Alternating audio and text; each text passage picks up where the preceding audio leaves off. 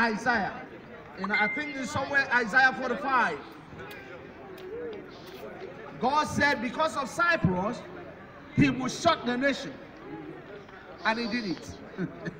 The nation, there is no flight that was moving. Every restaurant and bar were shut down. This is amazing thing. There is no need for you to come and be telling stories. People cannot go to party. There were no marriages. This is not a story. We are asking you to come to Jesus. It's not a story. It's a Savior. The Savior is a Savior.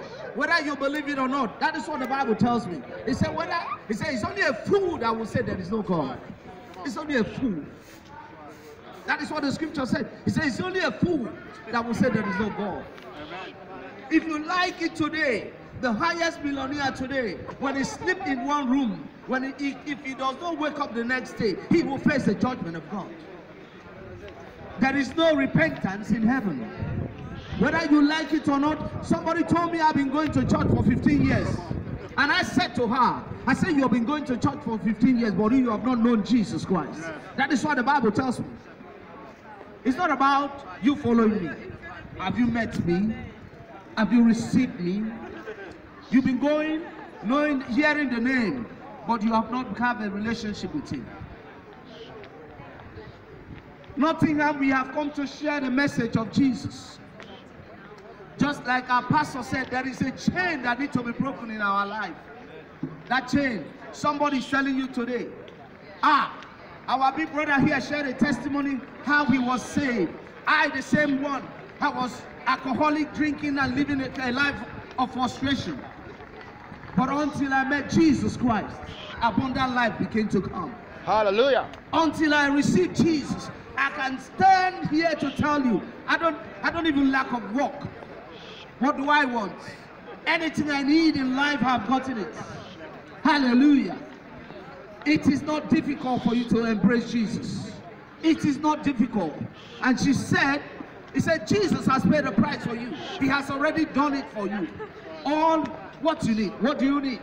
He just said, Jesus, I surrender to you. Just a word. And you drop down your load.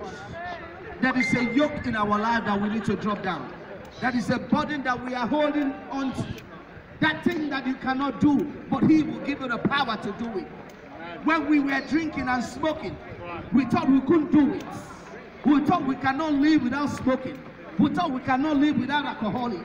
We thought we cannot live without women and doing all sorts of fornication and all that. But in one way, and I discover that you cannot do it on your own power. But you cannot do it on your own strength. Jesus. You cannot do it on your own strength. You cannot do anything on your own power. But the only thing you can do, the Holy Spirit will give you the transformation. He will come into your heart. He will dwell there. He will begin to direct your footsteps. That is what the power of God is all about. That is what the power of God is all about. We are not telling you stories. We are telling you the reality.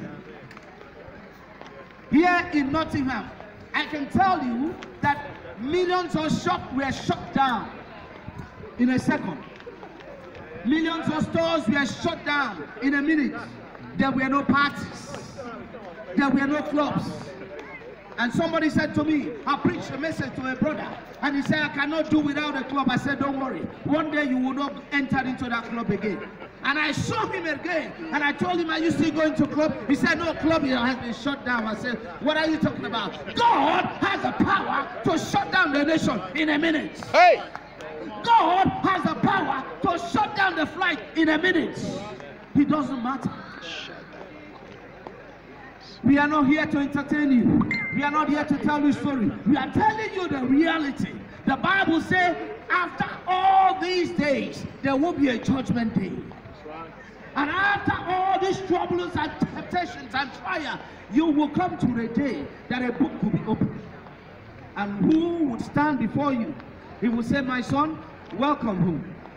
And you say, oh Jesus, I did not have time. I didn't hear the message. No, you are hearing my voice now. And somebody said, I've been in the church for 12 years. I've been going to church. He said, no. You go to church, but you never know me. What was my name? And you will say, no, your name was Peter. He said, no, that was not my name. He said, what was my name? You will say, my name was John. He said, no, that was not my name. What was my name? And you begin to say, no, I remember that your name was St. Paul, that you used to go. That is not the name of the Lord.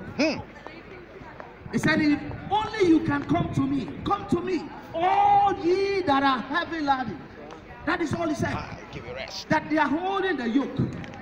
Those that are holding the yoke.